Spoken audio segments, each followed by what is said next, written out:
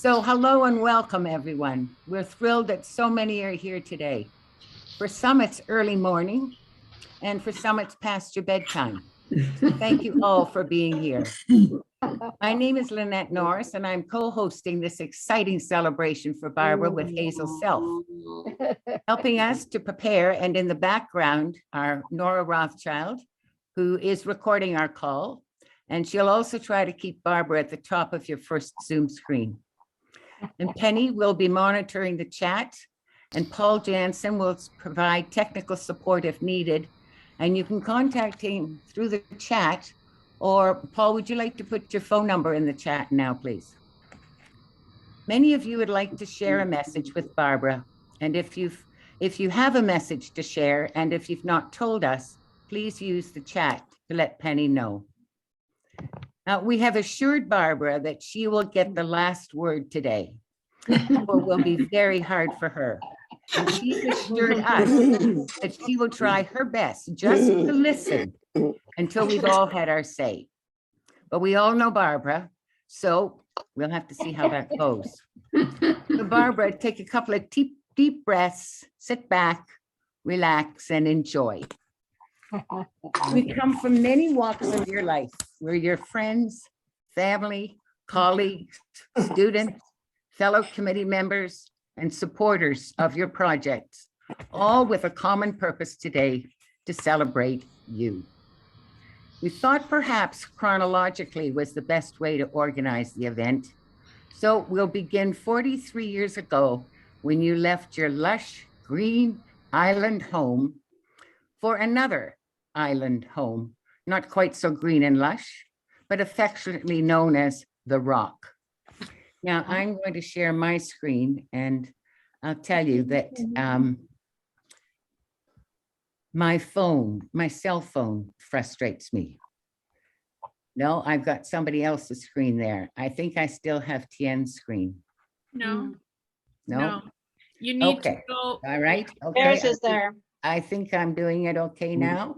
Yeah. Yes. All right. In Newfoundland, you found and met Jane Green and Elaine Drover, a powerful duo of bliss student and bliss teacher. And you met Penny Parnes, a bliss senior presenter from Toronto, who inspired many to a life of bliss and who lured you away from your new island home to Toronto, specifically to the Ontario Crippled Children Centre. It was at OCCC that many of us here today met, worked, and played with you at the Augmentative Communication Service. Over the years, we learned lots about you. You were an excellent clinician, always listening to your students and their family needs. Some of your students went on to full or part-time work, to create their own businesses, and to volunteer in their communities. At ACS, we worked hard and we played hard together. You loved to party. We thought we were an awesome group. Penny and the Parnettes, singing and dancing to Buddy Holly. We learned you were and still are a stickler for detail, but you also were and still are a visionary. In partnership with the Centre and the Ontario March of Dimes, you developed and directed the Adult Augmentative Communication Mobile Clinic, taking clinical services and technology to remote communities in Ontario and mentoring other adult centers to achieve their Ontario Ministry of Health clinic status. You publish widely in peer-reviewed journals and always presented at the Isaac Biennial conferences. You received Isaac's two highest honors, the Isaac Fellow and the Isaac President's Award, in recognition of your AAC leadership and your efforts and determination in helping to initiate the Isaac Developing Countries Committee. Wow, all of this before 2001, when along with Hazel Self, you founded Communication Disabilities Access Canada. Now I'm going to stop sharing my screen. Okay. It's been an honor and a privilege, Barbara, for me to have worked and played lots with you. I've learned so much from you as a clinician and as a board member of CDAC, and I'm fortunate to have you and Bill as good friends. Best wishes to you both for fun opportunities in your new adventures that lie ahead back in your lush green island. I'll miss you. Please join me in a toast to Barbara and Bill. Barbara and Bill. Barbara and Bill. We got the drink. Barbara and Bill. You don't get to toast. Always You late. don't need to toast yourselves. Barbara and Thank you, Bill. Lynette. Thank you. That was just lovely. I love the pictures. God, we were young. Were. We were Now, fun. Barbara, many others want to share their messages and memories of your clinical years. Yeah. Over the decades, you and Sudha Kool have spent lots of time together in many parts of the world, particularly Canada and India. Now, it's several different time zones away in India, and Sudha has stayed up late to celebrate with you. So we've asked her to be our first messenger. Welcome, Sarah. Sorry, Sudha. Well, Barbara, my dear, what shall I say about you? Oh, don't. Lynette said, I'll be very polite today. As Lynette said, a visionary. You came to India when we were struggling with the vision of what we would do with people who couldn't speak. And with Anne and you beside me, I think you helped us create that vision for my organization and for my country. What was wonderful about you, Barbara, was your enthusiasm and the way you just became part of the entire team. And I think that really, truly speaks volumes of what you can do with people who can speak or not speak, because you truly believe in the essence of communication. And that's what you did to IICP and for IICP and for my country. So thank you, Barbara, from the bottom of my heart, not only for what you did professionally for my organization, but also you became a part of our family and will always remain so. So as your Didi, in India, we never say goodbye, and Bengal, we never say goodbye. We say, Ashpo, see you again soon. So bless you and Bill, and I wish you all the best. And I'm sure that we will see you both in Calcutta again. So cheers to you, Barbara. Didi. Thank you. Thank you, Didi. Thank Didi you, means big sister. And Sudha has always been my Didi. I love you, Sudha. Thank you. My love to Om, Arjun, Dhruv, everyone there. Thank you. Thank you, Sudha. Another messenger who has known you for decades, but may be learning some interesting new information about you today, is Casey Morrison, one of your first students. Welcome, Casey. Where's Casey? Now we need to find Casey. Where's There he Casey? is. There he is.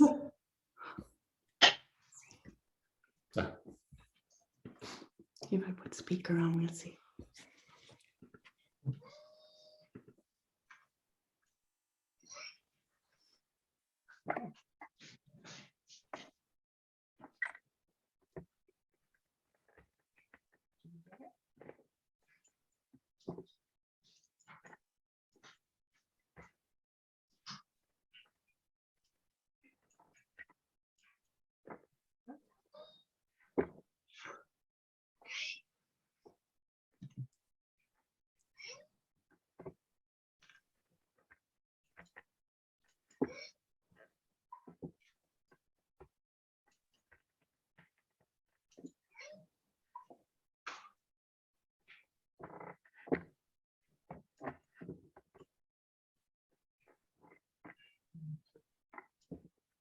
I met Barbara about 40 years ago at the center. She and Nora taught me bliss symbols so I could communicate. It was fun because when she was teaching me, she made it fun. She helped me to get in kindergarten in Collingwood at my local school. My kindergarten teacher went to the center with me so she could learn as well.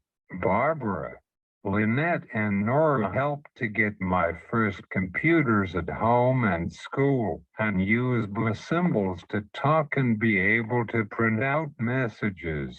They also taught me letters, words, and grammar when I learned to read without using symbols.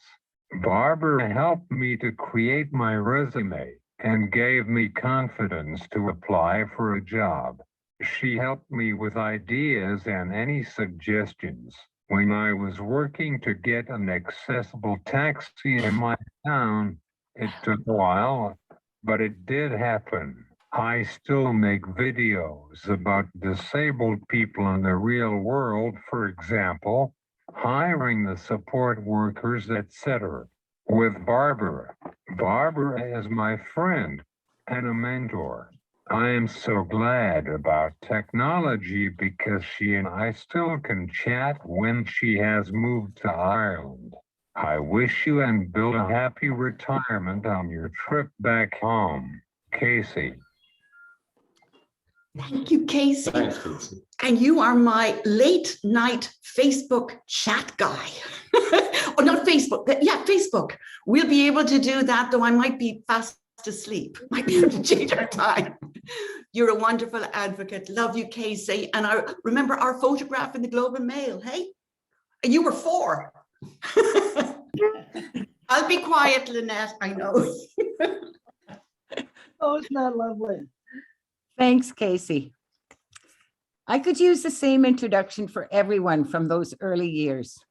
We've all known you for decades and influenced you, Barbara, and been influenced by you in so many diverse ways. Shirley McNaughton helped shape so many of our professional careers. Welcome, Shirley. Hi, Barb. You know that we've been playing with videos in our Bliss world, and so we made one for you. So just hold on till we, Lovely. hopefully I share my screen.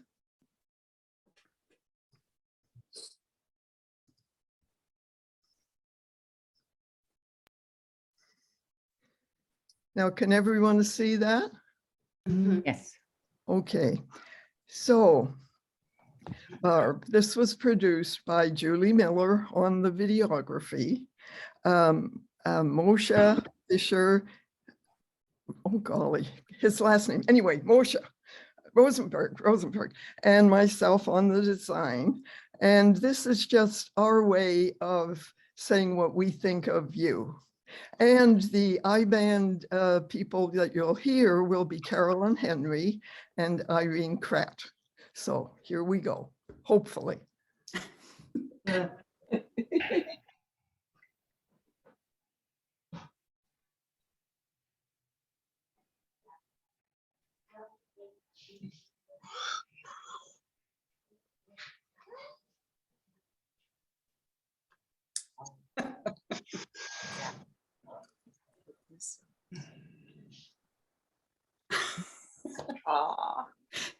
Lovely.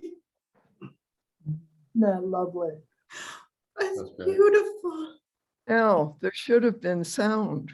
I don't know where it went, but I will send you your own MP4 and you will be able to listen to Irene and Carolyn. I'm sorry, unless you guys heard it, but I certainly didn't. Did you get any sound with that? No. No. Oh, that's a shame. That's a shame. Anyway, my little message to accompany that. You have been a bright, shining star ever since we met you. And the constellations that appear in that are your heritage to us. So communication disabilities across Canada and communication access to justice are just 2 of the constellations that you created and nurtured. So have a wonderful life, but you keep shining up there for us, will you? I've always, I'll be here, except I'll be over there. Thank you, Shirley. And thank you, everybody. That is just gorgeous. You're my idol, Shirley. You're why I came here. I just want to say that I followed you with Bliss as a Bliss hippie way back. Beautiful. I think we were all bliss hippies. Yes. As someone who challenged us to be our best and supported us as we tried not to disappoint her, the leader of the Parnettes and the director of ACS, Penny Parnes. Welcome, Penny. Thank you. Barbara, there have been so many wonderful things already said about you, but I have to remember back to meeting you in Newfoundland. Right. I was a senior presenter, which carried a lot of status in those days, and I came to Newfoundland to do a workshop with you and Jane, and Elaine was there as well. And I remember one evening, so I mean, the workshops were intense. One evening, you decided to take me for a drink, and we went to a place called Quiddy Videy or Quiddy Viddy, and you seemed to know all those elderly, inebriated men. So, no judgment, but I thought this woman she's not only smart, but she's fun. And that certainly proved to be true when you came to join us in Toronto, and there was no question that you would be an integral part of our team. And so much that has already been said, and not that much, but you always were and continue to be an extraordinary clinician and visionary.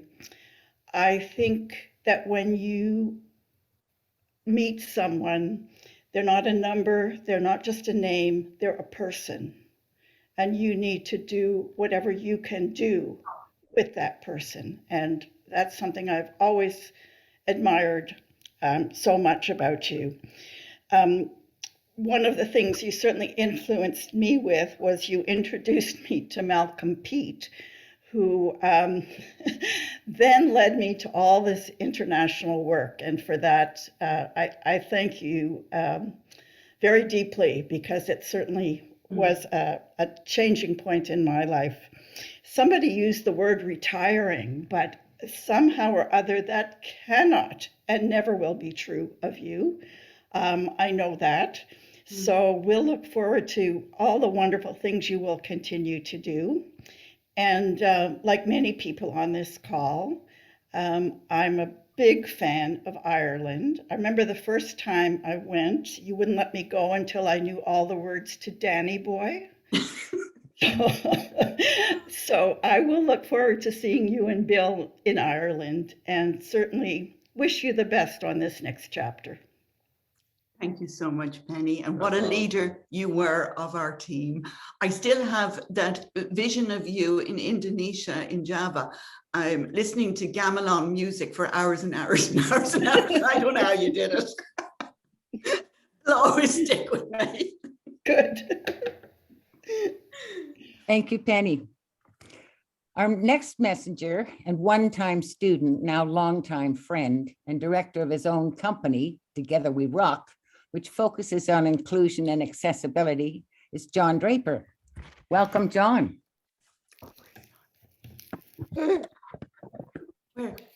Where's John? Oh, there.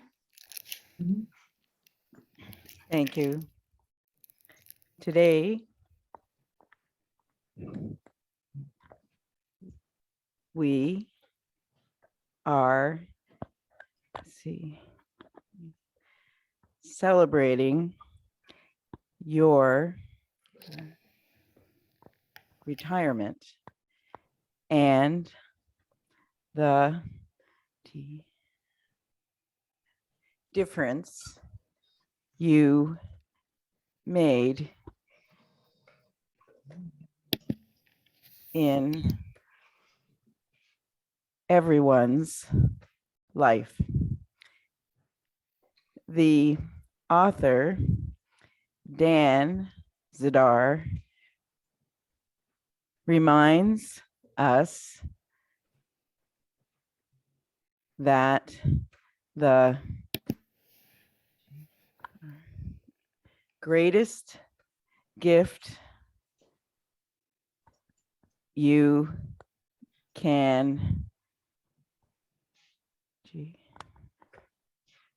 give to yourself or anyone else is inspiration. You gave me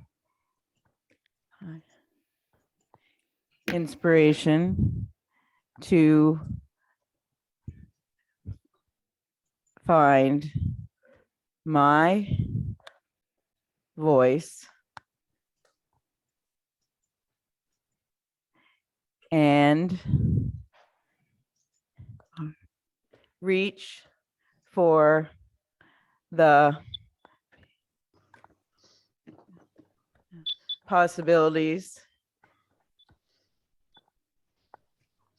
in my life. In my journey, you and your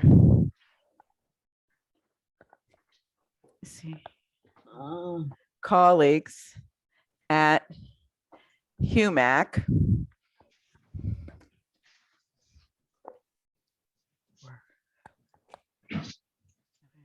were you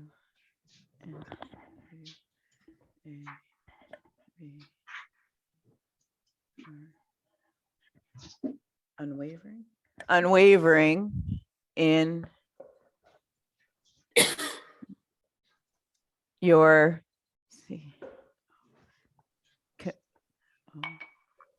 commitment that I had the ability to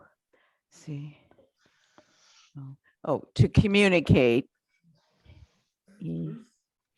even when I was not too cooperative. I remember one moment. I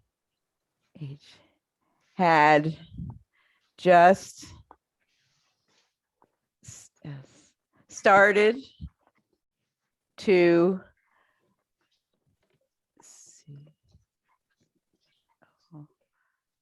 spell. I was okay with small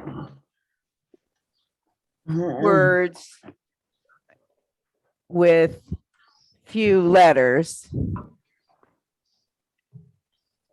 Your name, Barbara, had lots of letters. So I decided to shorten it. I spelled out hi, B-A-B-S. Hi, Babs. Your F-A facial expression was priceless. It was a combination of surprise and horror. You corrected me and I am I immediately you understood I would not make that mistake again. So, and my friend, thank you for your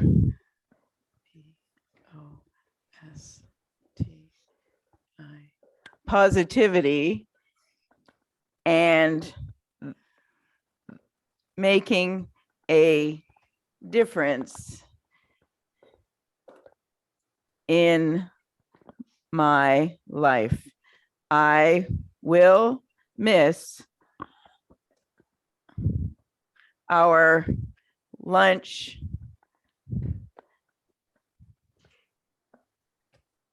visits, but look forward to our virtual chats. Your retirement is a new beginning. I wish you good health, happiness, and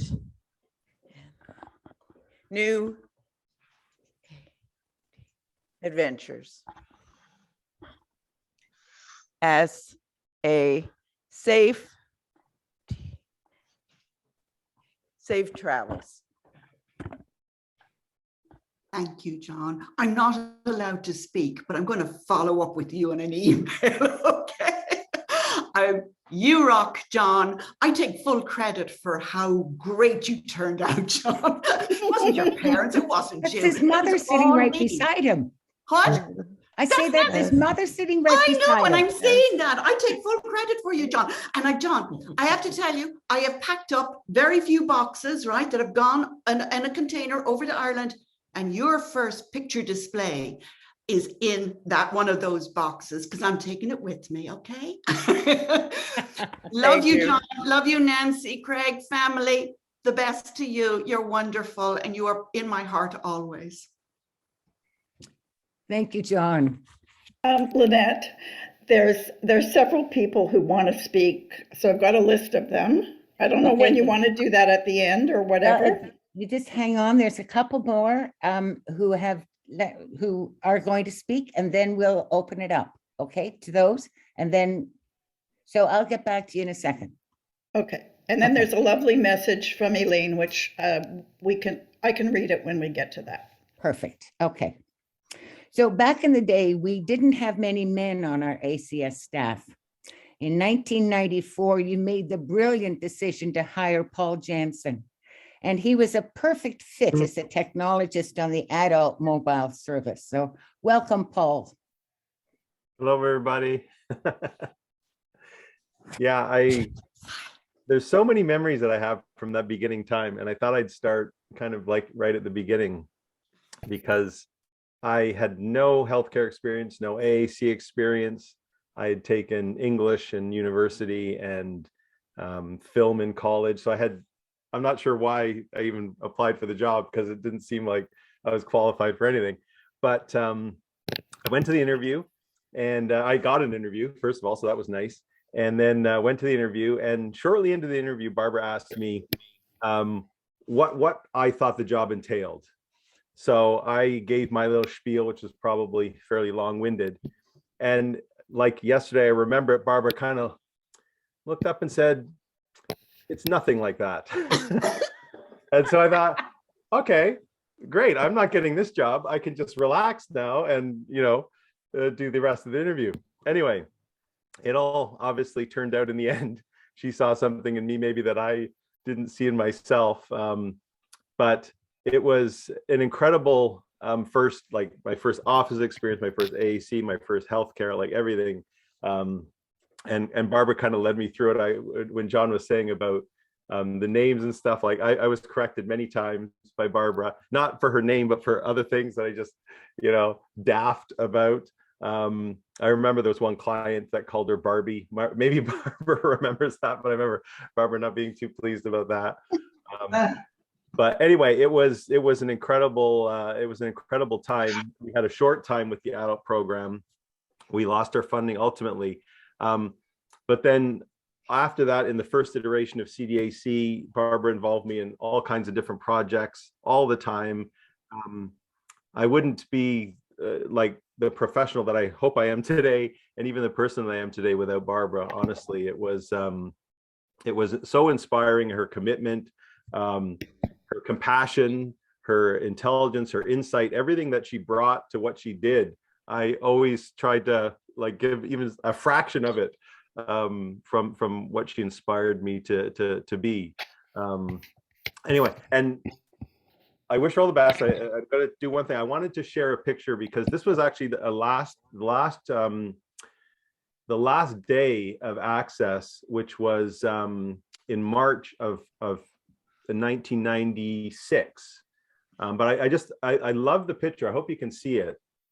I just thought it was such a nice picture. That's lovely. We're young. Yeah. Oh, it's depressing. Yeah, it was a different time, maybe long. Thanks, Paul, for that. It's anyway. I'll hand it back to Lynette, but yeah, the impact that Barbara's had on my life, just professionally and personally, it really can't be calculated, I don't think. Thank you, Paul. But Paul, you forgot one big one there with words, right?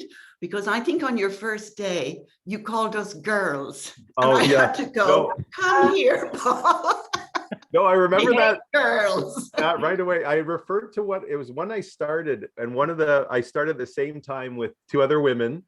But I happened to say, oh, well, the new girl did this. And Barbara just like stopped in her tracks and was like, Paul, there are no girls working here, only women. And I was like, oh God, I'm gonna get fired my first day. Like, anyway, I learned a ton, even just etiquette, whatever you, everything from Barbara. You're great, Paul. Love you. It's lovely to see you. Thanks, Paul. That was good. A respected and admired colleague and a perfect messenger to bridge the early years at the center to your years at CDAC is Sarah Blackstone. Sarah, welcome. Thank you. Thank you, Barbara. Barbara, because I have the Barb story. Where are you? Oh, there you are. Here I are.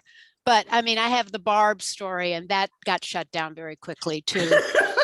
And the other thing that I want to piggyback on what Paul said is making a difference, because of all the wonderful things you are as a person and have done, you've always made a difference in everybody's life here, but so many lives. So yeah, I'm a bridge. That means I've been alive a long time, and Barb and I are still actively working together. It's an honor. So it's before CDAC and after CDAC, B CDAC and A CDAC. The biggest message I want to get across, I'm actually wearing today because I think it kind of, so can you see it? Underestimate that. That'll be fun. Okay, so that's what I think. Underestimate Barbara Collier because that'll be fun. Because that kind of sums it up, right?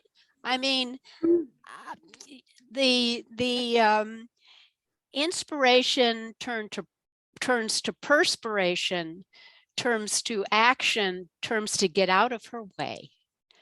Barbara, to me, you're a treasure. You're a dear, dear friend, colleague forever. You're committed, you're fierce, you're smart, you're determined, you're gentle. You are gentle, you're stressed most of the time. And you're so caring and determined. I looked at because, this is intimidating to tell someone who you've loved for so many years and known in so many different capacities, anything that's, I don't know. But anyway, I did this. I went back to my emails and they only go to 2016 because that's the last computer I bought. But I had over 350 emails from Barbara Collier, right? Okay. And the topics kind of changed over a little bit of time, but the major topic was communication access. Okay, communication access for everyone, everywhere. Ability to say anything as their right. And, underestimate her because that'll be fun. And it's true. And they were like communication intermediaries. Another one was got another grant. Another one was need a grant desperately, no money. Another one was leaving for Dublin. Many were a great party. Then there were ones like patient-provider communication related, accommodations and supports, courses, personal assistance, Senate meeting with this senator or that senator or whatever. I never quite got all the government officials that she tangled with, but I know she did. Communication access training, North American Alliance for Communication Access, more recently, capacity building, legal capacity building, et cetera, et cetera. And that's just 2016, 2021, right? So I just want you to know how much I love you and care and am just in awe of how you make a difference all the time. Thank you, Barbara. Hello, Bill. I have never met you. No. I hear about you, but I know never, you very ever well. met you. So And Harvey. There's Harvey, right? Probably in back. Oh, I don't know. Maybe he's watching football. probably. Is that there he is? Oh, Harvey, hi. Anyway, onward, and thank you for this opportunity. Sarah, you've been my rock. You've been there for me through the lows and the highs. I think, though, it really hit a new level when you said to me, Harvey and I were watching television last night, and we decided, who does Barbara remind you of? And you both said, Elizabeth Warren. And I went, what? What did I say? Elizabeth Warren. It was oh, yeah, well, she's fierce too. I'm still trying to figure that one out. No, but you're right. No, you're much more than Elizabeth Warren. Love you, Sarah. Love you, Sarah. All right, you, onward. Sarah. There's the bridge. That's Yeah, lovely. I'll Thank always you. be there. Thank you so much, Sarah, for everything. That was great. Great bridge, Sarah. And many of you I know from those early clinical years do have messages that you want to share, and you will have the opportunity to do that. Sarah has provided our bridge. We're going to move into 2001 on. We'll do that section, and then we're going to open it up for everybody to say what they would like to say to Barbie or Barb or Babs, whoever they want to talk to. Okay, so Hazel, it's over to you. All right. Well, thank you.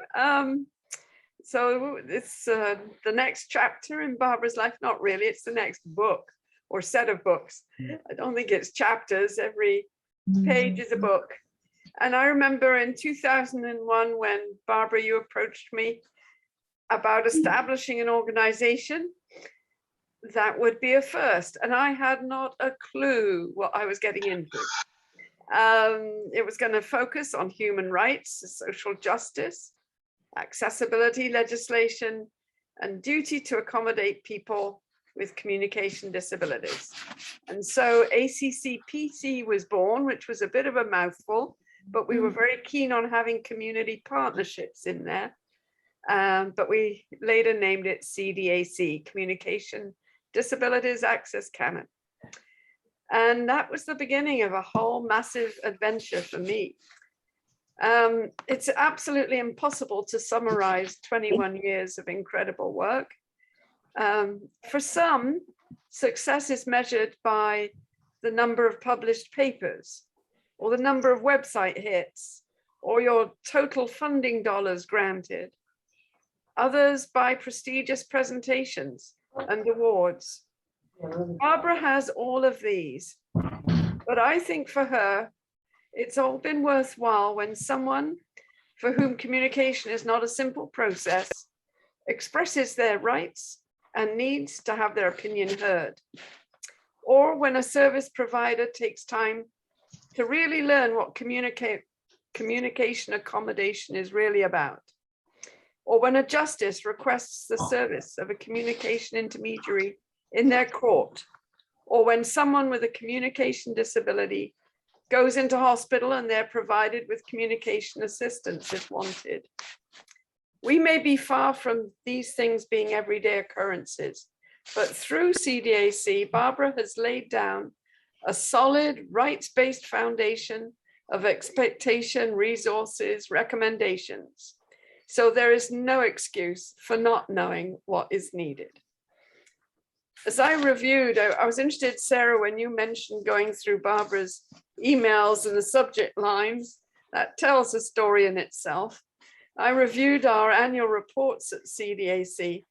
Well, it would take hours to go through everything, but I was struck by the breadth of the activity. Nothing was too big or too small for Barbara. Her vision embraced all of life, yet remained focused on human rights and the true definition of communication as being a two-way process. She's always pushed that. I think at last I got the message. With the concept of authentic communication as being generated by the individual with and without supports. Countless proposals later, and with projects funded from many different sources, CDAC was soon making its mark on the provincial, federal, and international stage. We can't itemize all the leading edge projects Barbara worked on, but suffice to say, input from the CDAC was shaping the ODA, the Ontario Disabilities Act, and the Accessible Canada Act. Barbara has utter commitment and understanding of the day-to-day challenges of life for people with communication disabilities. And she always engaged people with communication disabilities in every project she's undertaken. Just want to mention quickly the justice access projects. The justice system really presented a bit of a bastion of inaccessibility, but Barbara challenged it and developed supports, guidelines, and webinars for all the players in the justice field. And she established Canada's first communication intermediary program and provided trainings for over 500 speech language pathologists.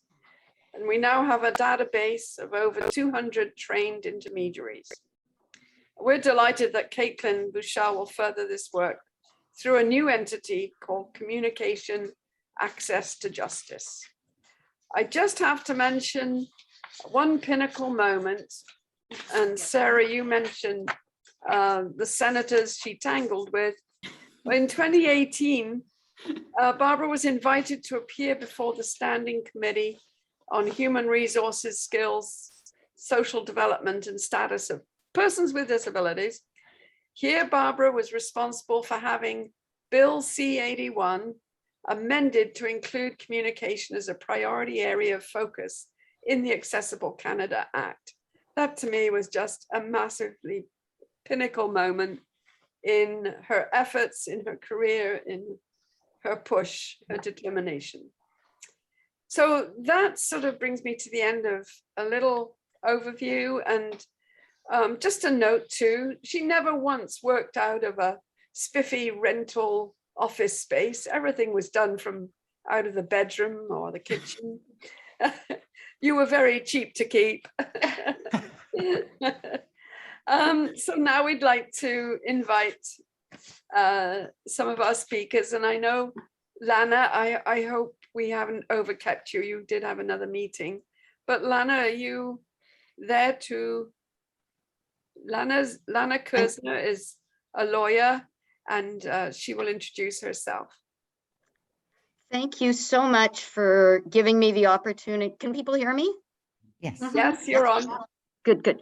So I just want to, I'm honored to be able to say a few words about Barbara. And it's been, I'm a disability lawyer, and I met Barbara about 20 years ago over our shared passion about addressing barriers for people with disabilities, and in particular people with communication disabilities. It's been special for me to listen to the tributes to Barbara so far, because the themes that had come recurring in my mind are the themes that I've been hearing. Barbara as a friend, Barbara as a teacher, and Barbara who is someone who loves to have fun and loves to laugh. So I've learned, like most of you, like probably all of you, I've learned many things from Barbara, and also received mountains of emails from Barbara. And Sarah, I don't know, maybe I've received more than 350 since 2016, and I think I should count them. But it's all because of Barbara's passion and commitment to the work and commitment to the people who do this work. Interestingly, one of the things I learned from Barbara was how to use Zoom. Barbara was using Zoom before the pandemic, and we had many meetings on Zoom before the pandemic. And I remember one in particular where she was gently teaching me and all of the participants on the Zoom call how to use Zoom. And at one point, at the beginning of a meeting, she stopped and she said to one of the participants, "You have to move your camera. All we see is your chest." Barbara has a way of being direct, but making sure that things get done, and keeping us all smiling all the while. The first time I collaborated with you, Barbara, was about our shared need to take action to address the rampant abuse experienced by people with disabilities. And this first experience struck me. You are not only passionate about systemic disability issues, but you're deeply committed to people as unique individuals. I was focused at the time on the legal aspects of abuse, but you, importantly, helped me to understand the lived experience and barriers faced by people with communication disabilities who experience abuse. One of the very important lessons you taught me at that time was the critical importance of telephones for people with disabilities who experience abuse. At one point in a talk that you invited me to give, I made the mistake of saying to a group of people with communication disabilities, if you experience abuse, call the police. And there was silence. And clearly I had made a mistake. And Barbara very gently said, many of the phones these days are not accessible to people who have communication disabilities. This was some 15 years ago. And I've always been grateful to you, Barbara, for teaching me that, because that lesson in part fueled many hours of litigation that I was doing at Arch Disability Law Center at the time, at the CRTC, to ensure that telephones and telecommunications were accessible for all people with disabilities in Canada. So thank you for being a gentle teacher on so many different levels, and for helping me to understand the lived experience of people with disabilities, and helping me to be an advocate, an effective advocate, and an effective lawyer. But your concern, Barbara, for people has touched me and warmed my heart in a way that goes far beyond what you've done to try and make systemic change and improve the laws and policies for people with disabilities. You've shown concern for people with communication disabilities as individuals. And not only that, you've shown concern for your colleagues and your friends. During the pandemic, as you saw colleagues struggling, you continually offered assistance in concrete and meaningful ways. For example, by offering to pitch in when an organization was short-staffed and providing emotional support to colleagues who were struggling with COVID-related and personal challenges. Barbara, you're a brilliant advocate, but you're also a good friend with a warm, kind heart, and you are so, so giving. You've made a permanent and important mark on the disability community across Canada and internationally. And I can tell you, Barbara, that I've been at meetings outside of Canada and far away from here where your name has been mentioned as an expert, an international expert in the field. You've connected with so many colleagues, and so many people who were originally colleagues of yours now call themselves good friends. Thank you, thank you. And my sincere and heartfelt wishes to you as you move to this next stage of your life. I'll miss you, Barbara. Thank you, Lana, so much. Thank you. I appreciate that. Thank you, Lana. I'd like to call on Anne Abbott to speak next. And I hope you're there. Anne is there. Yes. I'm trying to get her to the first screen and I'm having problems. Sorry. Anne, go ahead. I'm going to try and move you. I see you. Okay. Okay. Okay. Oh, there we are. And there's Sherlock's ear. There she is. Hi, Anne. Oh, okay. Sherlock's head. Yeah, so Sherlock, of course. All right.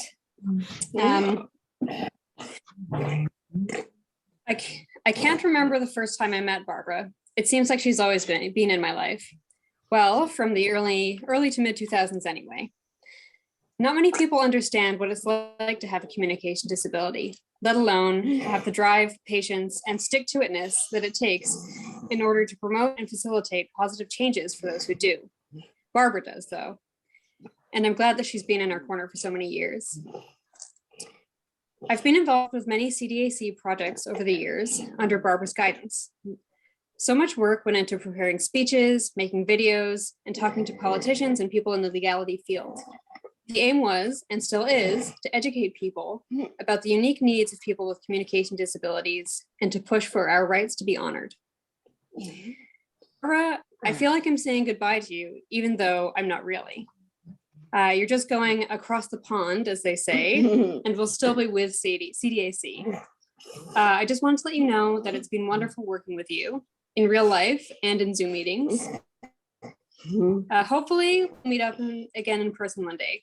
I've always wanted to go to Ireland. Really on a more personal note, there's one more thing I need to say to you, Barbara. And that is thank you. Thank you for contacting the top Canadian SLP 5 years ago and asking her to review my swallowing capability so that I could have a G-tube removed. I was literally wasting away back then, being disallowed from eating solid food and only able to have a daily intake of 3 cans of meal replacement drinks. Because the SLP saw that there was nothing wrong with my ability to swallow, I was able to eat by mouth once again, just as I had all my life. To say that you saved my life may sound a tad dramatic, but it is indeed how I feel. Thank you, Barbara, for having my back.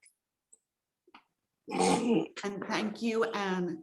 You came to so many meetings, to so many politicians with me. We rocked. Keep on advocating. You're wonderful. Oh, thank you, Anne, so much. That was awesome. And I'd love to call on Megan Hensey. I can't get out of this. Hello. Hi, Megan. Oh, it's so difficult to go after so many of these wonderful reviews. I'm so emotional just listening. Oh, there you are. Barbara, you're so, so loved, you know. I'm just listening to all the words used to describe you, visionary, mentor, teacher, It's not me, inspiring, Megan. caring, determined. And then it's so interesting, this fierce and gentle come up over and over again, right? And the two go together, you know. I think the impact you've had on all of us is just incredible. And I think you truly bring about that idea that the personal is political. So I think all of the impact that you've made has come from this deep, deep love of people and all these relationships that you've cultivated over the years. And it was interesting, but it was not surprising to hear all of the things that have happened long before I ever met you, and to see this huge group of people and all of these big names that I recognize on the screen, right? So I'm really new to the scene. I met you maybe 10, 12 years ago. Compared to some of the folks on the call. And I was working in a program for adults with physical disabilities that was really steeped in the independent living movement. And I was so frustrated when I met you at all of the barriers that my clients were facing, and this focus on individuals with disabilities instead of the focus being flipped on how we can make society more accessible and better for people. And I really latched on to ACCPC, and now it's called CDAC, as just this unique, bright star and wonderful opportunity to make that a reality, and was just so enamored and inspired by the work you were doing. And it was just a real honor to be able to participate in even 1/10 of what you were a part of, you know. It's just been incredible to see the dramatic changes you've made in Ontario, and all of the ways that you can bring people together with that same vision from so many different backgrounds, from all over the country, from all over the world, to try and push forward on those fronts. And I was really grateful that Hazel had articulated so many of the individual accomplishments, because there's just so many, and it's just unreal when you go through each year what you would pull together for CDAC and push through. It's mind-boggling, you know. Anything for any one of the years would be something that an organization would be proud to accomplish in 10 years, you know. So it was just incredible to be even a small part of it at any point. And I've personally really enjoyed how much of a straight shooter you are. And for any points where we disagree, just the willingness to kind of grind it out and figure it out and find common ground on things. And I think the way that you do that in such a loving way with people, and your integrity, is what sort of develops these long-term relationships over time across so many partnerships and across so many fields of life, right? You're such a hard worker and such a dynamic leader and such a force of good for the world. It's really hard for me to picture the word retirement. Like, I think other people have mentioned that too. But I hope that you enjoy this next phase of life, and that you kind of find some time for relaxation in there as well. I can't picture it. I'm really struggling to picture what it will look like aggressively making pottery somewhere. I think it's well earned, you know. I think whatever comes next, I'm hoping that you truly enjoy it and you take some time. Okay, take care. Megan, it's right back at you. You are amazing. And you are the future of accessibility, and you're going to be in government. You're going to be running this whole thing. So I'm glad I know you now. Thank you, Megan. Oh, thank you, Megan, so much. Hazel, I hate to interrupt, Yes. but David Lepovsky Yes. has his hand up. Yeah. So maybe we can ask you, David, to present. Sure, can you hear me okay? Yeah, Okay, you're I do have David on the list, so I don't know if Okay, I didn't know if I was on a list. If you want to get to me later, I'll go in whatever order you prefer. Keep going Okay. ahead the way you were planning. Thank you, David. That's very gracious of you. I'd like to call on Robert Latanzio of Arch. Robert, if you are Hi ready. there. Thank you. Where's Rob? Hi, everyone. Hi, Barbara. And hi, Hello, Bill. Rob. It's lovely that you're here. Wonderful. Thank Of course, you. I would not miss it. What an incredible celebration and just amazing tributes. So thank you so much for inviting me for this this opportunity. I was asked 1 or 2 minutes, and my first thought was that, well, that's just not possible. And I also am really struggling with the idea of you retiring, Barbara. No, I I'm really not. don't I'm going know to what stay, that- Rob. Exactly. I know you're going to continue working with us, so that's what gives me comfort. But I do want to say just a few words. I was thinking about the first time we met, and it may have been through Lana, but it was almost 20 years ago. And I vaguely remember the details. I remember I was on a panel that you were organizing, and the real sort of impact that I had and what resonated with me was really just the passion and the focus. And I think Megan had said it beautifully, fierce and gentle. And it was just how effective you were as an advocate. And I quickly realized that it probably took me about 20 minutes to realize what a force that you are, Barbara.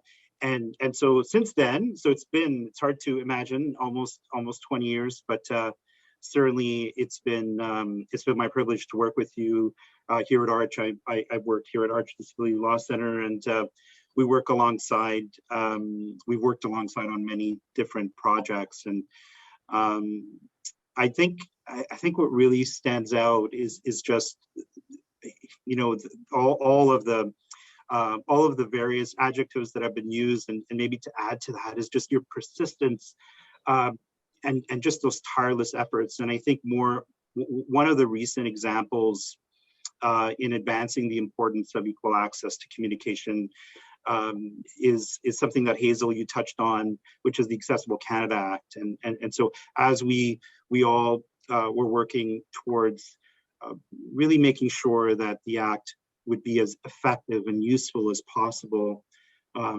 Barbara was just a force in ensuring that communication would not get left behind in that act. And so I always think of you, Barbara, when I read subsection 5C.1, I always think of Barbara and I always smile. And that was Barbara's leadership. That was Barbara's leadership that got that important amendment on communication into our national accessibility law. You have been so important to our work at Arch and so important to the work from a disability rights perspective across Canada. So thank you. Thank you for all your tireless and compassionate advocacy. You have made such an impact on so many of us. So we will miss you. I wish you and Bill the very best with your new adventure. Cheers. Rob, thank you so much. I am such a fan of the Arch Disability Law Centre.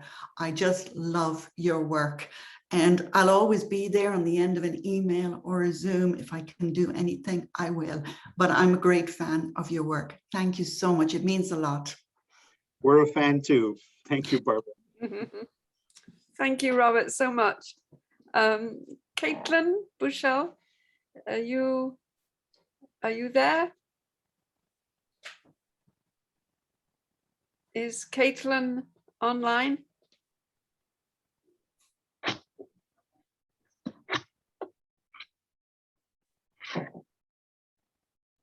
We've got a freeze, have we? Or I don't see Caitlin. no? So maybe we'll move on to John Lord. Are you with us? Hopefully. Is John? I didn't see John either. He's not there. All right. If they come in later, we can. Yeah. And Caitlin's definitely not there. I do want to just read. Kathy was going to be one of our. I'll need that in a minute. That's right. I want to read Kathy Samuelson's. She regrets not being with us, Barbara. She's not well at all. But I promised I would read this. So Kathy Samuelson is with North Yorkers for Disabilities. And she says, I've known Barbara for over 20 years. She's been very instrumental in the life of North Yorkers for Disabled Persons in many different ways. She supported many of our clients over several years and was a great friend to Anne and Miriam Running in particular. She is known to be a tenacious advocate on behalf of people with communication disabilities. When Barbara was involved in a project, you knew two things immediately. She would develop the most complete set of resources that are easy to understand and accessible. And two, she would not publish anything without the support and endorsement of the people she worked with. And on behalf of Barbara, we wish you the very best in the next chapter of your life. You have done so much and we have benefited in so many ways from your expertise. You will be missed. Kathy Samuelson. Kathy. And I also just wanted to read from Cindy DeGraff from the Ontario Federation for Cerebral Palsy. She says, please give my best regards to Barbara. The planning team at OFCP benefited so much from her work around communication access, and the various training sessions she did with us were invaluable. However, what I think of most at this time is the scope of her work and all that she has done with on behalf of those with communication disability. It is truly remarkable. Her passion for making our communities and country, for that matter, accessible for everyone is so incredibly inspiring. She says she'll send you a personal note later. Take care, from Cindy. Thanks, Cindy. Okay. So, Penny, I'll just hand it over to you to invite people who have gone into the chat line or indicated that they would like to speak. Okay, just for the sake of people being able to relax, I'll tell you who's on the list that I picked up. I'm going to first read Elaine Drover's message to Barbara, and there are some wonderful comments in the chat that I'm sure will get printed out and for you to see. But I have Sue Lance, David Lepovsky, Lauren McDonald, Elise Shumway, Nadia, Laurel Robinson, Jolene, and Tien. So if there's anybody I've missed, just let me know in the chat, or at this point we can probably be more informal. So let me start with Elaine, who wrote you a message saying that I knew you from Newfoundland. I was in a class, and it was, and she tried to learn to count money. And Barbara, you gave me so much, and you're going to be missed. And later on in the chat, she says, "God bless you." So, thank you, Elaine. Thank you, Elaine, and be well, Elaine. That's okay. Lovely. Okay, so I've just added several people to the list. So I think it's not really my place, but I think if people could make sure that they're aware of the number of people and the time. So Sue Lance, I think you were the first person to. Oh, thank you so much, Penny. Oh, Barbara, just this rush I'm seeing of not only all these familiar faces and reminiscent of the Cheshire days and the early independent living movement. Oh my gosh, I can't even remember when I met you. No. But what I know, I mean, it was many years ago and all the work we did. But I have to say, of all the words I'm hearing about you, the one that I am really keeps coming up for me is how admired you are, and how you have this natural gift of being able to admire people of all lifestyles and abilities and see their possibility and support them with that, and then translate all that clinical beauty into law changes and into changes in the justice system. And I had the opportunity to work with you on the proposal we did for the intermediary program. Yeah. And I was so honored to be part of that work with you. You had such a mind for how to translate what needed to happen in terms of rights for people in the justice system, and those with communication challenges. And you just had the foresight and the vision, and then the ability to translate that into action and education.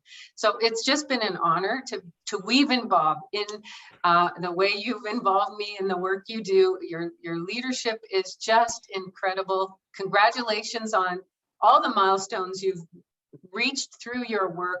I know you will not sit still. I'm not sure what you'll do, but keep weaving and bobbing me into the work you're doing. And congratulations on your big move back to Ireland. I can't wait to hear how it goes. Thank you, Sue. Thank you. It's lovely to see you. Thanks. David Lepofsky, it's your turn. Well, hello there, everybody, and hello, Barbara. I'd like to begin just by, as a courtesy, letting Barbara know that I'm applying for an injunction. In the case will be called David Lepofsky versus Barbara Collier, and it's to prevent anybody at Canadian Border Services from letting you leave the country. Because we can't do without you. This is like a violation of something, the charter of something, the rights of somebody to something. Whatever it is, I'll figure it out. But anyway, Barbara, you have been a delight and remain and will remain, like it or not, a delight to work with. Because what I've learned from Barbara, doing the kind of community organizing and advocacy that I do, my role a lot of the time, hi Penny, is to reach out to busy people and say, hey, can you do this for us? Hi Rob Latanzio, I know you're busy, but can you do this for us? And the thing is, Barbara's the one who does that to me. And I can be up to my schnoz in 58 battles, but when an email comes in or the phone rings and Barbara says, David, I need you to do something, I know that it's completely futile to try something like I'm busy or I have major crises exploding around me. So I don't even bother trying. I think I tried once and I learned really quickly that unlike my approach, which is to say, oh, Rob, I know you guys have too many cases in Arch, but could somebody maybe please help with this? When I tried saying to Barb something about being in the middle of 85 crises, she just kept going as if I hadn't said it. And so for one thing, what I really need to do is to learn how to do that, because at least it worked on me. But Barbara's gifts are amazing, both incredible expertise, subject matter expertise in terms of communication disabilities. That alone is critical, not only for the people that you have served and you have trained, but for people like me or the Arch folks or others who do disability rights advocacy, because by definition, we're general practitioners. We have to know a little about everything, but we need to have subject matter experts who we can call and who can explain it all to us and get it through our thick heads really quickly and effectively. And that is a second amazing gift. Her third unbelievable gift is that she is an incredibly articulate speaker and persuader and teacher, which are all three things that overlap. I've watched her speak, Barbara. I've watched you speak, whether it's the Courts Accessibility Committee, the Senate of Canada, or whoever has been placed in the role of audience for you. And you are so effective. And lots of people they have to listen to aren't. And lots of people aren't trained like those of us in the law biz on how to present, but you're a real master. And that has been incredible. I want you to know that if I know time is short, so I'm going to be brief, that we all know the cartoon image from when we were kids of somebody who has the little angel on one shoulder and the little devil on the other shoulder. I'm not going to even remotely try to say which is Barbara, but I know that if ever I begin a sentence with, We're addressing the needs of people with all kinds of disabilities, including people with physical disabilities, mental disabilities, sensory disabilities. If I haven't said communication disabilities, not only said it, but like within the first inhaling of breath, one or both of those people on one of those shoulders is going to let me have it. Either the halo will strangle me or the pitchfork will skewer me. But either way, your message lives on. Well, the last thing I want to tell you is I hope you learn a lesson from me, which is what retirement is like. Good luck. They think you'll get away from this stuff, but it won't. But I've also learned a lesson from you, and that is how never to take no for an answer. So Barbara, you can run. You could even swim all the way across the ocean, but short of emailing me a very regular supply of homegrown Guinness from over there, you cannot hide, and we will continue to be in touch. Thanks for all the amazing stuff you do. David, I can't reply to that except to say I am in your head and I'm going to stay there forever. Thank you so much, David. That was so great. And thank you for all your work and for learning to put communication in there. You're on our side. Thank you. Thanks, Just don't David. teach any of those techniques to my wife, please, because Thanks, David. Wonderful as always. The next person I have is Lauren McDonald. Oh, Lauren. Yes, hello everyone, and Barbara, it's wonderful to see you. And I haven't met your partner before, but I can see that he provides a lot of support and he's very proud of you. So I'm a human rights lawyer. I'm also born with a profound hearing loss. I met Barbara 5 years ago when we first started working on the AODA communication healthcare standard development committee 5 years ago. And so I know that David will be with me on the frustration that we've had, David with education and me with healthcare, getting this process through. But it's important and we persist. And for me, having a profound hearing loss, I thought that I understood communication disability, but I was very short-sighted.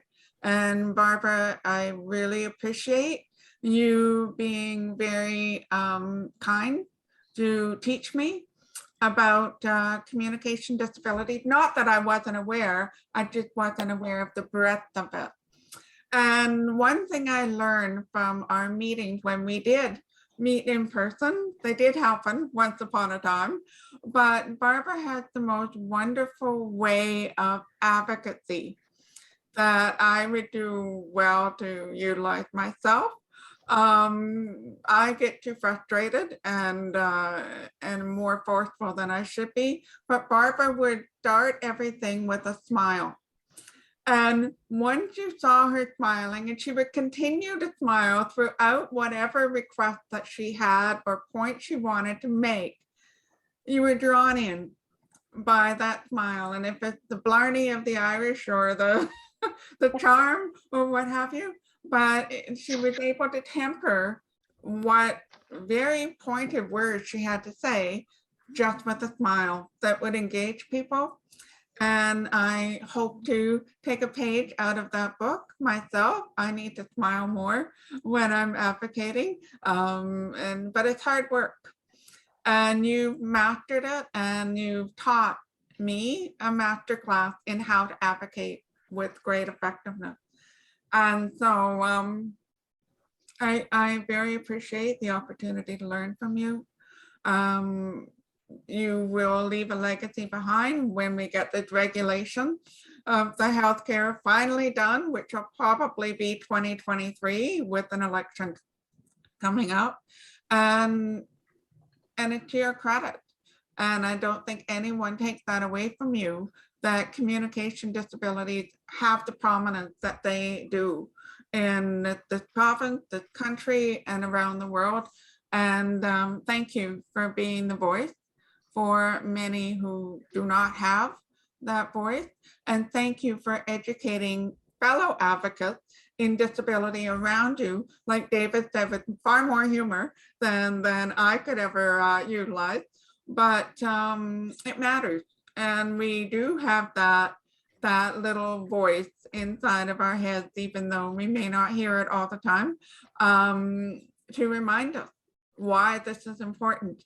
And it is. And people with communication disability cannot be left behind. It's happened for far too long, even more so throughout this pandemic.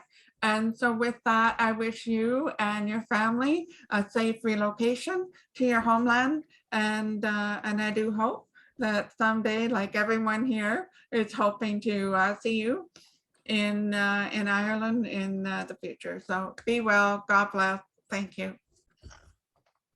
Thank you, Lauren. And Lauren, I am so blown away by the fact that we have 4 lawyers, human rights lawyers, at this lovely event. And I am so blown away for it, because we need you to be our voices. There's everyone here will continue this work, but to have representation from the human rights groups and the accessibility groups here means that you don't need me anymore. I'll be on an email, I'll be on David's shoulder. That's fine. But you guys are now taking this forward, and you've no idea how good I feel about that. So thank you. Barbara, as well, you should feel good.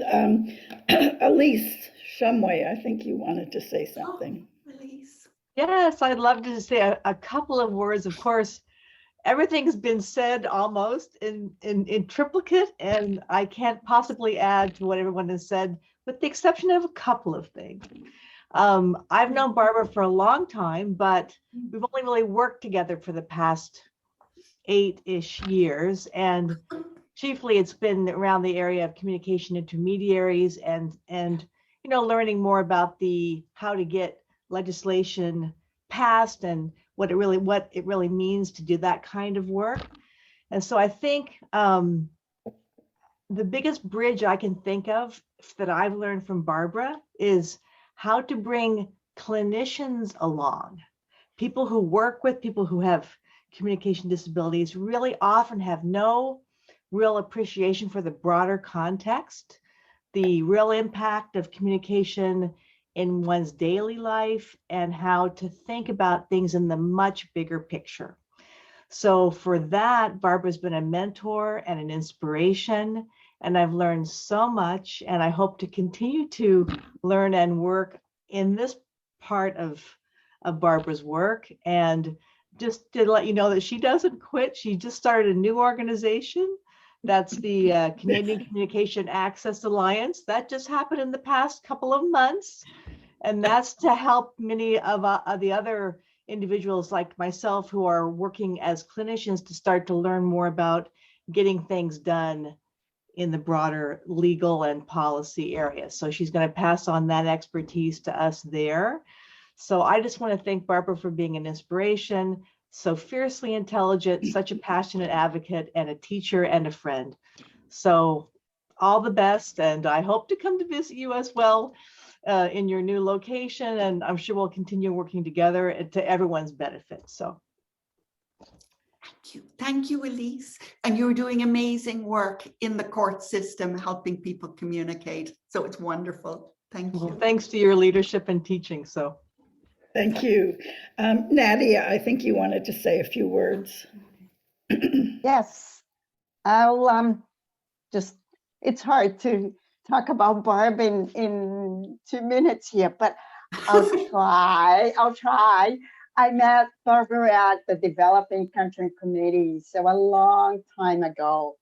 And I should say, I never let go of her support there, always. And one story that really hits me is all the time, every time I had, a student or an AAC clinician, I would call Barb and say, Barb, can you talk to them? And she was Barb always freely finding a time, wanting to engage with them, answering all the questions. It was amazing, and always providing that opportunity for us to learn and talk. Thank you very much, Barbara. Thank you. It was very appreciated. And I do hope to still call you in Ireland. Of course. Even if it is, for work. The middle of the night. But exactly. And my last words about Barbara is, if there's a way, we'll find it. But if there's no way, Barbara will find a way. She'll always makes it happen. A star in AAC world. So I wish you both all the best in your move. All the best. And I'll see you. Thank you, Nadia. Thank you so much. Thanks, Nadia. Laurel Robinson, I think you want to say something. Hi, Barbara. When I moved to Toronto 15 years ago, AAC was a completely new adventure for me. You've been an incredible mentor to me and also a really good friend. I just wanted to thank you for all that you've done and that you continue to do, and for giving me some wonderful opportunities over the years. You've played a large role in shaping the type of clinician that I am today, and for that I'm deeply grateful. I'll miss our dinner and theater nights together, but thankfully with technology, I'm confident that we will keep in touch. I can't wait to see how our paths might cross in the future, and I think our theater group's already talking about coming there for dinner. And welcome. Great time. I wish you and Bill all the best in this next adventure, Barbara. Thank you so much, Laurel. Thank you. Thank you. Jolene. Hi, Barbara. Hi, Bill. Hello, Jolene. Guys, you look fabulous. I couldn't let this go. I wasn't going to say anything because you know me, I'm a big marshmallow. I'm going to try and get through this without choking up. But first of all, what a tribute, what a well-deserved tribute to you. It is so incredible to sit and listen to all of these individuals. And the thing I think that stands out for me so much is that there's not one person here who would call you colleague without calling you friend. And I think that's what's most outstanding about you, is that everybody who crosses your path becomes part of your life. And you're so incredible. I don't know where, you were first AAC guru to me. And then I started working with you on projects in Hamilton and in Toronto. And I don't know where we crossed over from, workmates. You're always my boss and not my colleague, but we've transitioned to friends. And now I can honestly say to call you family, both you and Bill. I am going to miss our dinners and our luncheons, but hopefully I think what's going to happen is you're going to have to get a whole new calendar set up just for all the people who will be coming to Ireland to see the two of you. So on top of all the other calendars you have, you're going to have one just for that. Thank you for your ear. Thank you for your heart. Thank you for your love to both of you. And the one last thing I want to share is so many people have talked about all of the roles that you've played, but two things stand out. One is, one word that has not been used is humble. And that's what you are to the core. You always make me realize that we all put pants on one leg at a time. And you look at each human being as a human being, which is outstanding. And my favorite role that you played was when you were the Dr. Sue, or the Dr. Ruth. For those who don't know, they are sex educators. And we did a project together and you became the sex educator of the AAC world. I don't know if you even remember this, but we're running a group out of the Gage downtown. And I can't remember what it was, but it was hilarious because all of a sudden, all these people were coming to you for sex advice, and we both got a huge laugh out of that. So I had to make sure that everybody knew that, because I think that's probably key that people don't know about you, Barbara. So I'm going to end on that. Safe travels to you and Bill. Love you both, and hopefully we'll see you in Ireland at some point. Thank you for that, Jolene. And I just happen to have an adaptive switch device over here. Thank you, Jolene. Miss you too. My love to you and all the boys. Thank you. Tien, I think Tien wanted to say something. Tien. Oh, there you are, Tien.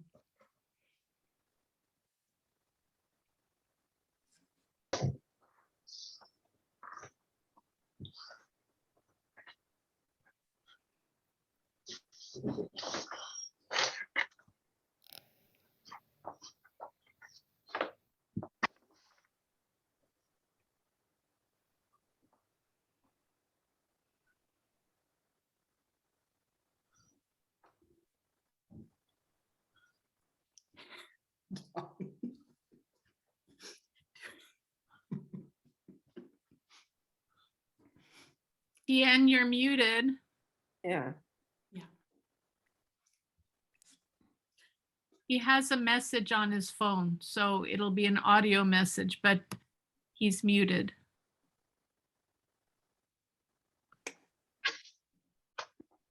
See that little red line there means his microphone's not on. Not that I can see anything. No.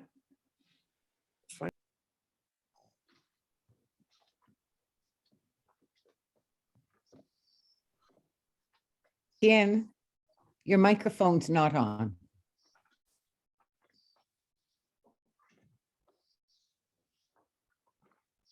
Can you just write it to Tien as well? Because I'm not sure. Are you wearing your hearing aids, Tien? I think he knows. He's just trying to hit the button to unmute with his foot. Jen, would it be easier if I let somebody else go and come back to you? I think so. Okay. Janice. Janice. Hi, Barbara. My old friend, where is she? Wait, I'll get her. Hi, Barbara. Can you believe it? I'm thinking No. back. I've been laughing all day, thinking of all the wonderful memories. It's hard to believe that you were at the very beginning of my career, and I owe you so much for that. So we're going way back to the 1980s. Do you believe it? And at that time, I had the pleasure and the honor, Barbara, to start out working with you. And we actually had the chance to work with John and Casey and their families and learn so much from them at that time. And I had 3 quick stories to share, all of which illustrated something just really important about you. So the first one was that we had a chance to share with the field much of what we had learned from people like John and Casey and their families when we had a chance to go to one of the first Isaac conferences. Do you remember, in Boston? And we were expecting, you know, a room of maybe 20 people coming to see, and we were so excited to just have this opportunity to share, because at that point, most kids didn't have access to AAC, and we really wanted to show what was possible. And do you remember us walking into this huge MIT auditorium with this raised stage, and our eyes were like, we were frozen, totally frozen, that this was going to be sort of the introduction and our first, you know, opportunity to share things. And I remember us just like standing frozen in place. And then you turned to me and said, all right, let's just do it. And I was going up and doing it. And that taught me the first thing. And that was, we were all there to see you, Janice. But just your incredible commitment and dedication, and that no matter how hard and how intimidating it was, that it was just so important that we had to do the work. And that's just a lesson that has stayed with me forever.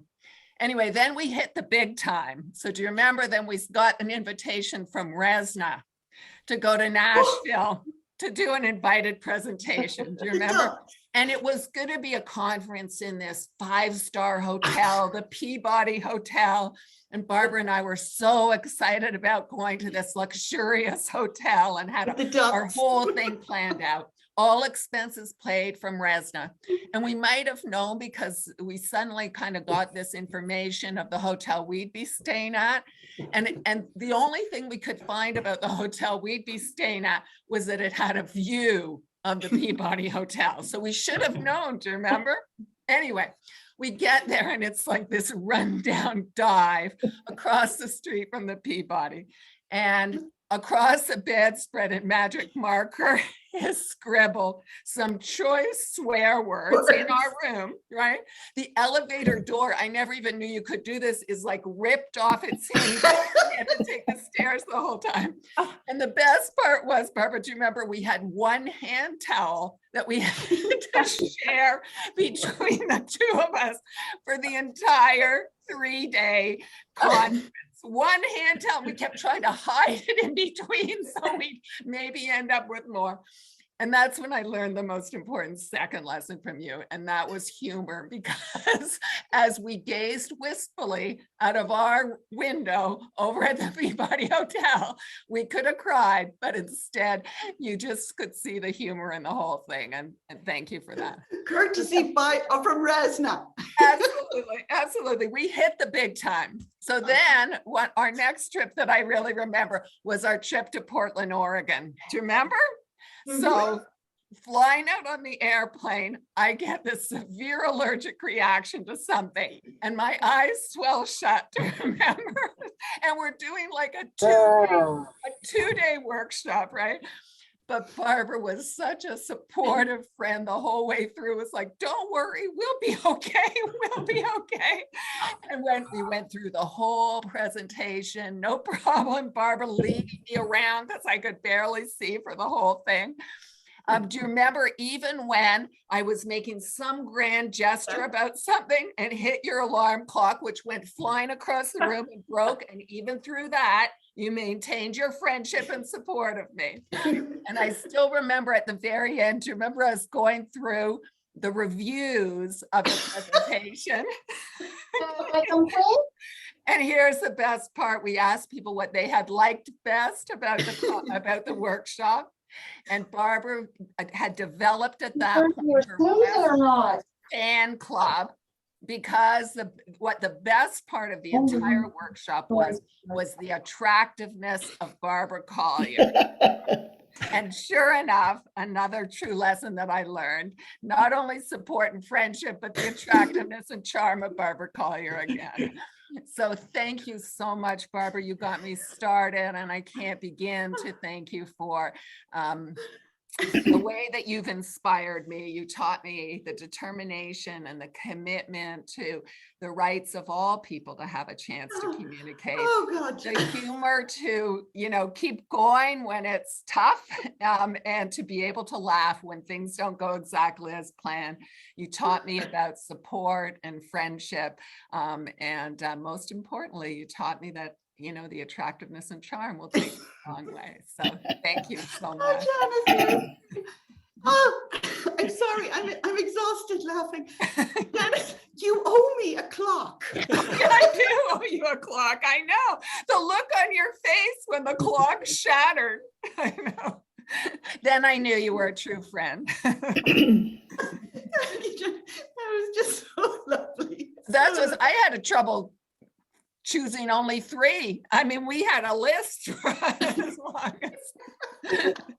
Anyway, thank you, Barbara. Thank you so much. That's lovely. This way? Okay. Janice, thank you so much for many, many memories. I think Chen is ready now. Chen, do you want to? Oh, yeah, you got them all over the place. That's Rhonda's screen that we're seeing. Oops, there's Tim. It was a blessing to be able to know you have working with you in the last decade. You have taught me how to have confidence in myself, and you showed me that I can do more than That it? Yeah, okay. Thank you for everything you did for me and for everyone you meet. I wish you well in your retirement. I am sure we will meet and chat again soon. Oh, that's great. Thank you, Tien. Thank you. Thank you. That's lovely. Thank you, and lovely to see you. I am going to add that. Okay.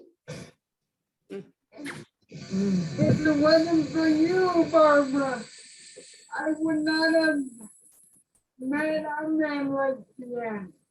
Oh, really? That is good for me.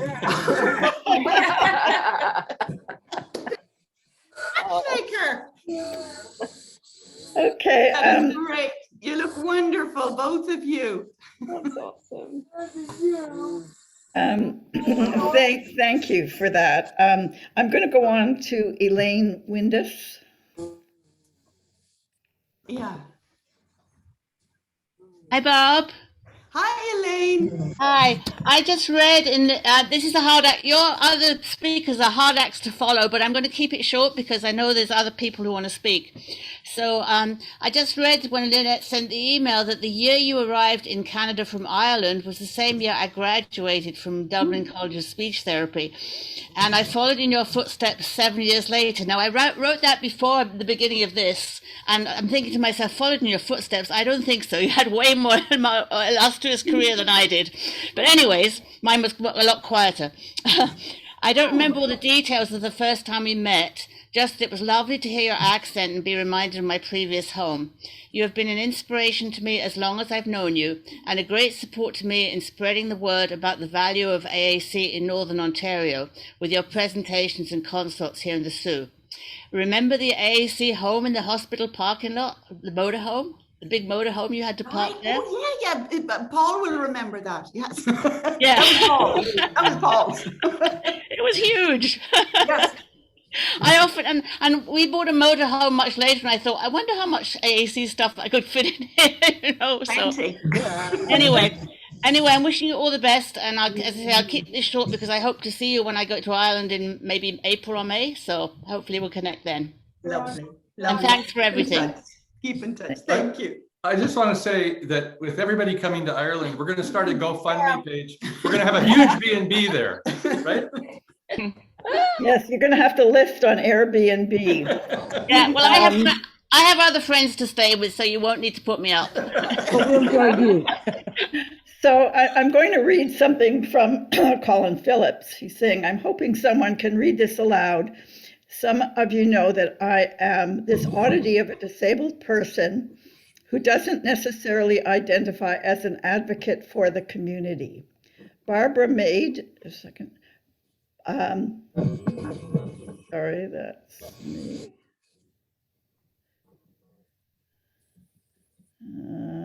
Sorry. Barbara made quick order of that and dragged this housing and homeless policy wonk into the community. Thank you for that. Thank you for the occasional crisis intervention. And most importantly, thank you, and Bill, for your friendship. I fully expect you to hop over the Irish Sea when I'm next home in old Edinburgh town. Yeah. Okay, so that Lovely. was. Thanks, Colin. Thank you, Colin. Good luck in your new apartment. And now I have on the list, I have Kristen. Christine Donato. Christine. I have one. Barbara, what can I say? I first met you in the early 2000s at a workshop on communication disabilities at Stroke in Hamilton. Despite having a communication disability associated with my CP, I had never used a lot of AAC before. Then in my 30s, I was just beginning to realize my need for AAC as a backup to my speech, especially when I was in important meetings over people who were not familiar with my speech. For the first interaction with you, I was fortunate to be a part of many projects and many speaking engagements. Barbara, you taught me that even though AAC isn't my first go-to for communication, I was a voice for people with communication disabilities. Thank you so much for all you've done.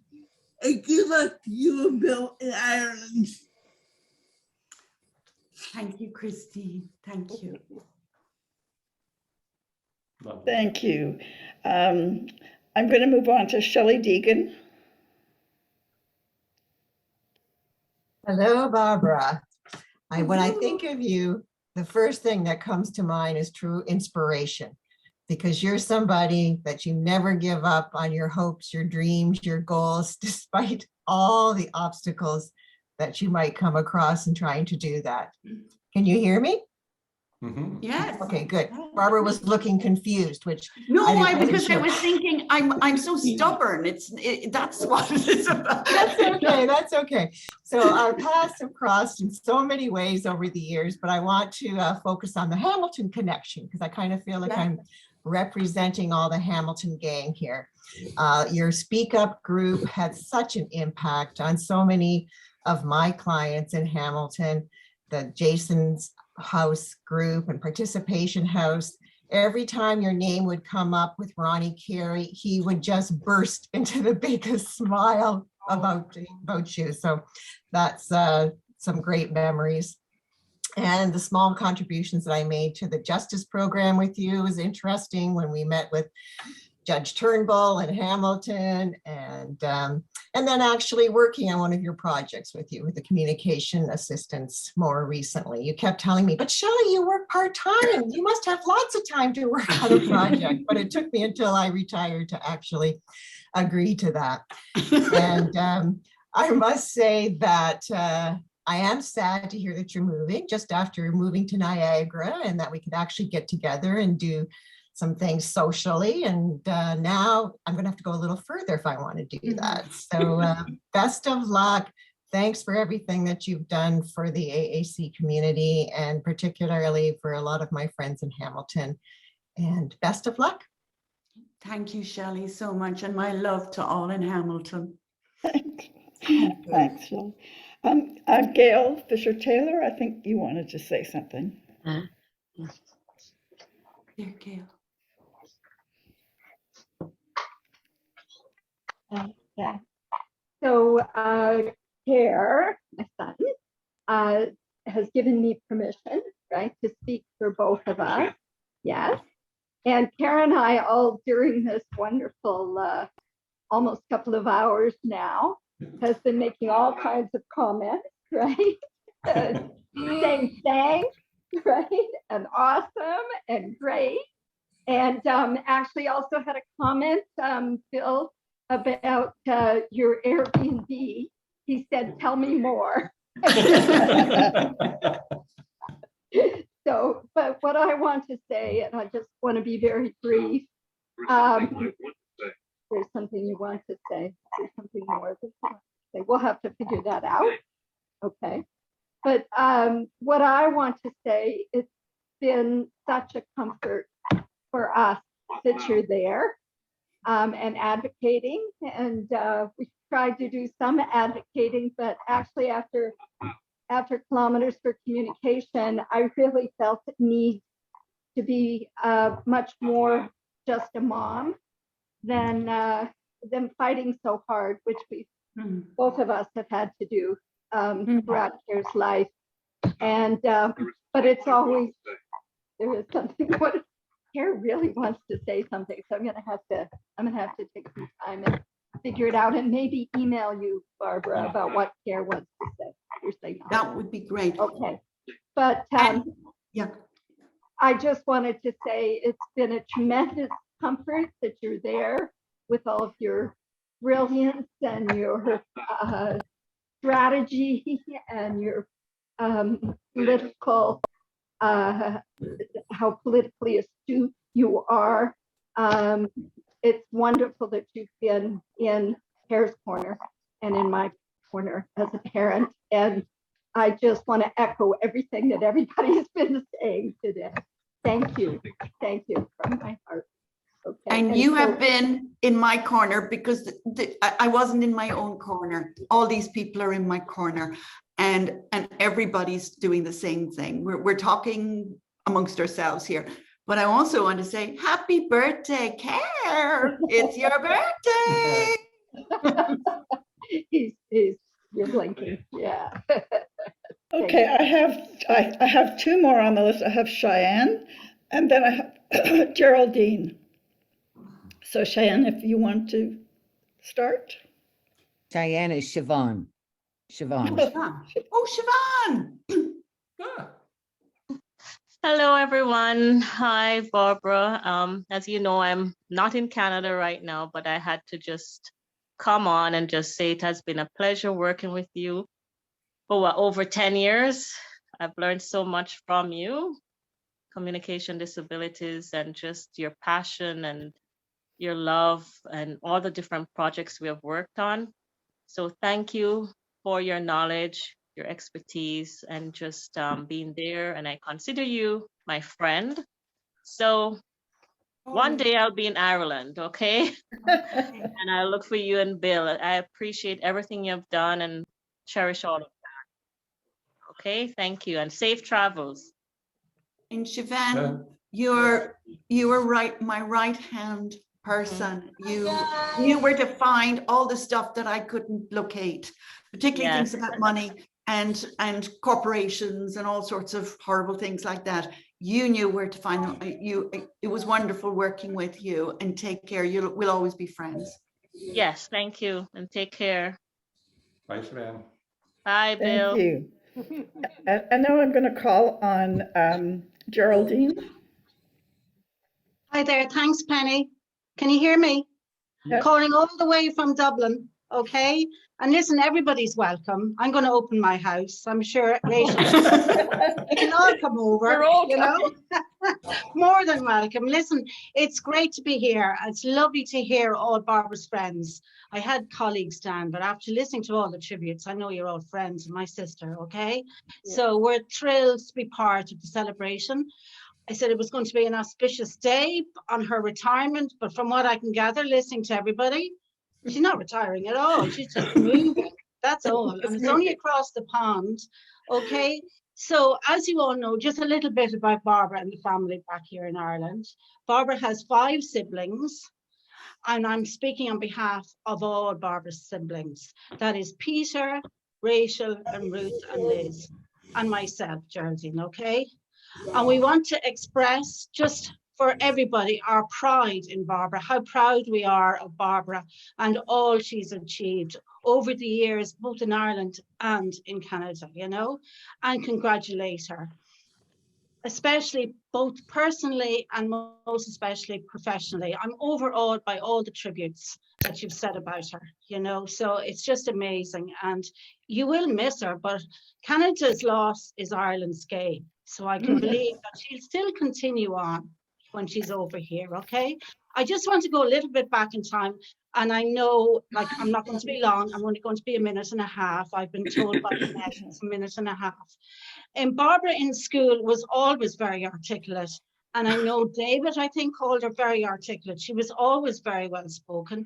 She was the star of the school debating team in Ross Square, and she could actually destroy many an opposition team, as you might all know, with all of her talents, okay? With her witty repartee and persuasive arguments and being dog-minded all the time, okay? But she always won. Her communication from the very early age was always her forte. And I'm sure that has continued all through her. After school, it was no surprise then when she decided to do speech and language therapy in the college in Marion Road. And I know Elaine was at the same college and knows it well. And I see that Joan is here, although Joan has been very quiet. Okay, hi Joan. Hi Joan, I see you. Okay, and as her friend, Joan was in college with Barbara, and she can vouch that Barbara was an excellent student, and it was obvious she would excel in her chosen career. Okay. After qualifying in Dublin, she took to the mountains, the drumlins of Monaghan, on her white Mini, her little white Mini, okay, and worked in the General Hospital up in the north. She wasn't going to stay there for long. Monaghan just couldn't hold on to her, to be honest. And in I think it's 1978, but I'm no good at dates, all right? The fields much further away were calling on Joan and Barbara, and off they took to the shores of Newfoundland, where many an Irish person had gone before them. And there among the fishermen, and I know, listen, and the boats, Joan and herself settled in to work in St. John's, the capital. She was working, she was eating fish pie, and also cajoling with many a fisherman. And I just was listening to Penny talk about that, the guilty 50, was it? What was the name of the Kitty Viddy. Kitty Viddy. The what?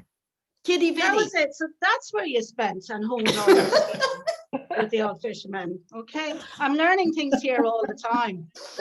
Anyway, after a few years, regretfully, Joan returned to Ireland, but Barbara wanted to stay there in Canada to pursue her career in the area of augmented communication. As Penny said, she had met Penny and she knew this is where she wanted to be. She's, as you know, she settled in Toronto, but it wasn't easy because she was on her own. She was far away from home and from her family. And in those days, telecommunications was not what it is now. It was not easy in those days. Phone calls were very difficult and very challenging for my dad, who wasn't technically skilled at all. But thankfully, Dad loved writing letters. And he wrote to Barbara constantly, and it's something she treasures now since Dad and Mum both passed away. So Barbara made Toronto her home, and she was such an asset to Canada. I mean, it's incredible. But she settled in professionally. She reached all her goals and attained more, absolutely more than what her professional goals. I'm overawed with the amount of stuff she has done, and truly excelled in all her pioneering work in the CDAC, and there's an awful lot of ACS and AACC and ATC. I'm completely confused. But she's made a difference to so many and helped everybody that with her to achieve their potential. And I know John Draper said, help people find their voice and giving a voice to people. And it's so important because that's what she did. Okay. And, you know, it's just so fantastic, her achievement. And also she's leaving, but she's leaving behind a legacy, and she's leaving behind people, as you were saying about the justice and what was that called, Barbara, that the bill, you know, she's trained people and everything. So what? I've forgotten the name of it, that bill that you were talking about. Lana was talking about it, all right? And it's so important. So she can pass on, her legacy will still be there, okay? Now, apart from that, just a bit on Barbara's family. She's the 5 siblings. She's also got 12 nieces and nephews and 2 grandnephews. And I just want to say she is so kind and loving and giving to all her siblings and also her nieces, nephews and grandnephews. And she encourages them all the time. So we really appreciate all that, Barbara. You always have kept in touch with your family, Barbara, and you always traveled at home. And especially in the last few years when Mum's health was deteriorating, you were always there. You were a great help to the family in any crisis. And we were really, maintenance, please call extension 1110. Thank you. Okay, we just want to say, yeah, okay. We just want to say that we really appreciate everything you've done. And I speak on behalf of all your siblings to say we're extremely proud of everything you've achieved and the difference you've made. That's frozen. Frozen. The first freeze. You're frozen, Jer. Seems to be frozen. If we can get Geraldine back, we'll go back to her. But I'm going to pass it back to Hazel now. And again, Barbara, besides all these wonderful tributes, I'm sure that someone will save and please read the things in the chat. Okay, thank you, Penny. I hate to leave Geraldine on a frozen note. This really comes, you know, we're wrapping up now, and I'm just so glad all of this has been recorded, and you and Bill can, when there's nothing on the telly, you can replay this and savor it again, right? We want to have a final toast, especially though to you and your lovely husband, Bill, your confidant, your soulmate, your helpmate, and dare I say it, gopher. Dear Bill would be running around with envelopes with forms to be signed and proposals that had to be in by midday. And dear darling Bill. And he also wrote the music on the first video that you made, I think. He had the beautiful background music. I feel we should end this and leave on a beautiful guitar solo from Bill, but we haven't quite got that far. They're probably all in a box on the way to Ireland. Almost. So anyway, a final toast to you both. All our love. It's early. It's early. It's early. All right, to Barbara and Bill. Thank you. Cheers.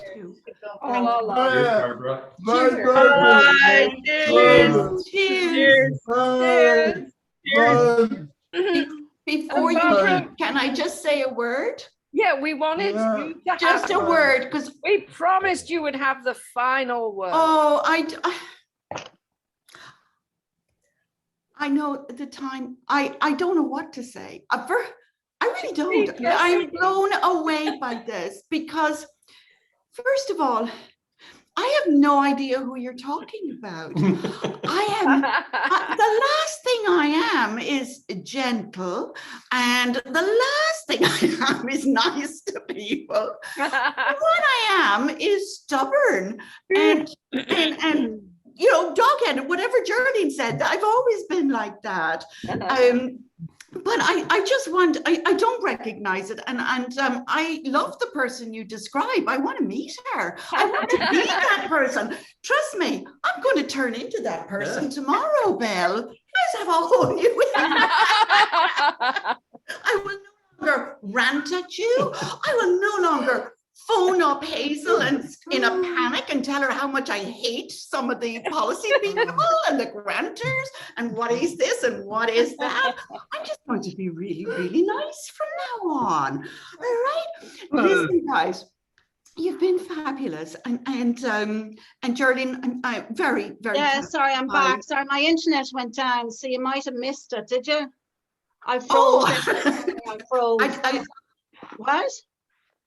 Well, we missed just the very end of it. Okay, I'm going to say sláinte and I raise my glass, okay? I love that.